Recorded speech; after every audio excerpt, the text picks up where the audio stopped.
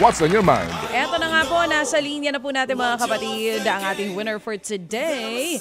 Siya po ay mahigit 1 taon na daw nakatutok sa ating programa. Diyan po sa 1PH. 29 years old, na bagets. Isang housewife.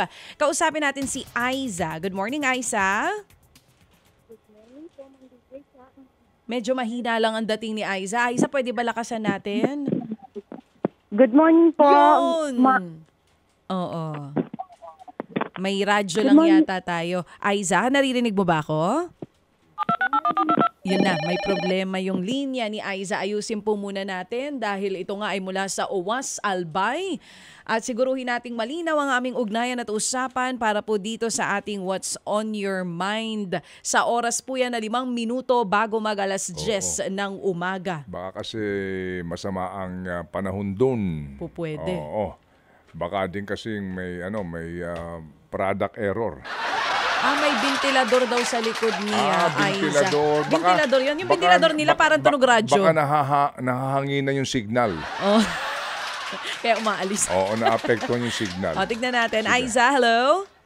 Hello po. Good morning po, DJ Cha. Manong Sir Ted. Good morning.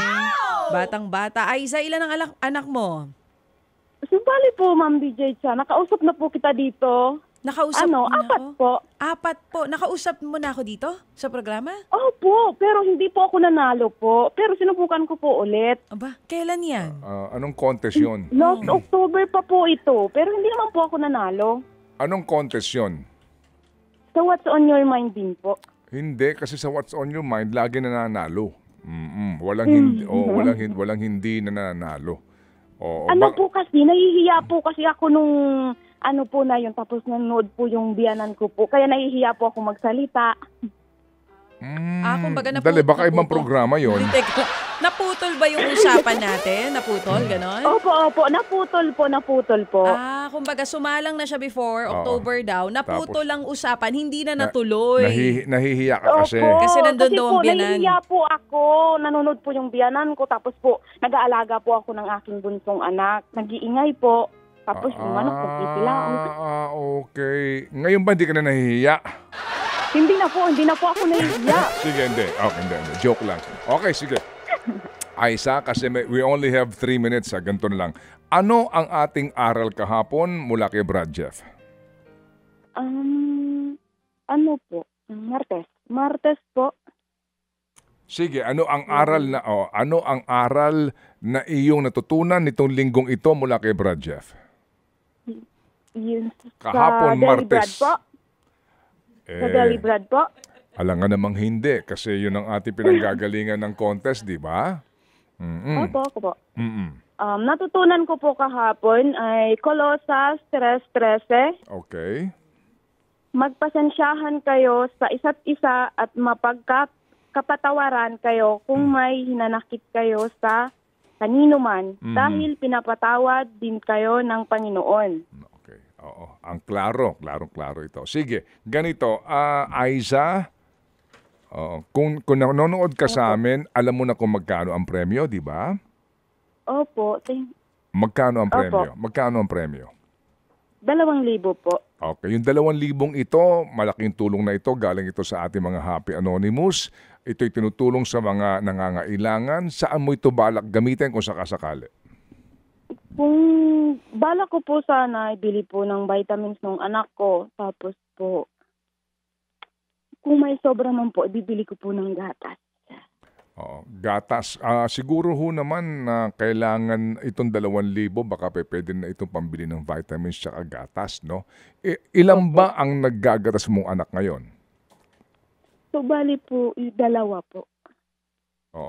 Itong mga anak mo, parehong ito isang grade 9, ito 9 years old, grade 5, at isang 6 years old. Opo. Dalawa. Nasa magulang ko po yan. Tapos yung bali po 4 ang anak ko. Tapos yung 3 years old po at 1 years old po nasa akin po. Ito bang 4 na anak mong ito, kasama mo ngayon? Hindi po. Yung 2 po, nasa magulang ko po. Kasi ang dami po namin sa bahay. Bali po 3 pamilya po kami. Oh, hindi. Pero itong 4 na anak mong ito, pareho itong anak ninyo, itong kinakasama mo ngayon? Hindi po, yung dalawa po, sa anak, sa una po. Tapos yung Oo. ito pong dalawa, dito po sa pangalawa. Oo, sige. Hindi, sorry po. Naiintindihan natin. Sige, ganito. Okay. Yun lang ang kailangan mo, pambili ng gatas, saka pambili ng vitamins itong vitamins dalawang anak mo. Paano yung dalawang anak mo doon sa magulang mo? Yun na nga po, sir eh. Di ba ito yung nag-aaral? Hindi ko alam. Isang grade 5 tsaka isang... Nag-aaral po yung isa. Yung isa po, hindi po muna nag-aaral kasi po, ano po siya, ginagatasan. Tapos po, nung baby pa po kasi siya, ano po, nangingitim po siya. Anong sakit ng bata? Yung parang, yung sa mild daw po yun. Nangingitim po siya, tapos nasa taas po yung mata niya. Napatingin na ba itong batang ito? Opo, sa pedya po. Sabi po nung pedya ay makakasalita naman po natin diyan, pero hindi po natin alam kung kailan po. Oh, sige, pero itong iyong 9 years old, grade 5 ngayon. Opo, grade 5 Oh, sino nagpapaaral dito? So, si mama ko po, yung magulang ko pong, mismong magulang ko po. Yung nanay mo at tatay mo? Opo. Sige, ganito. Okay. Babalikan ka namin ha. Hingin ka lang namin ng ilang mga patunay dito sa iyong kwentong ito. Interesado akong malaman ang sitwasyon nitong iyong dalawang anak doon sa mga magulang mo at saka yung pag-aaral nitong panganay mo ha. Kasi baka kailangan din nila ng tulong. Opo. Okay? Aisa? Opo. Oo, Opo. oo. Huwag kang mahiya sa amin ha, kasi kung gusto mong ma-share yung kwentong buhay mo, kami magpapasalamat. Kung hindi naman, igagalang natin to. Pero sa ngayon, magpasalamat ka na at meron kang matatanggap ng 2,000 piso. Galing ito sa ating Happy Anonymous kay Happy Davaoenyo at maging kay Happy K this morning, 2,000. Malaking tulong na ito para sa iyo, Aisa, ha? Thank you po, Manong Sir Ted Pailon. Salamat po ng marami po. Sige. Salamat din sa iyo, Aisa, sa iyong panahon na ibinigay sa aming programa. Muli kaming tatawag sa iyo at abangan mo ang tawag ng Amista para sa ating magpapadala ng halagang ito. Salamat na marami, Aisa. Thank you. Salamat. Thank you po. Thank you Thank po. you. Thank you po, Sige. Sir Ted, Ma'am DJ Cha. Opo. Thank you. Si Maraming Aisa salamat. Nero ng OWAS. Diyan po naman sa Albay.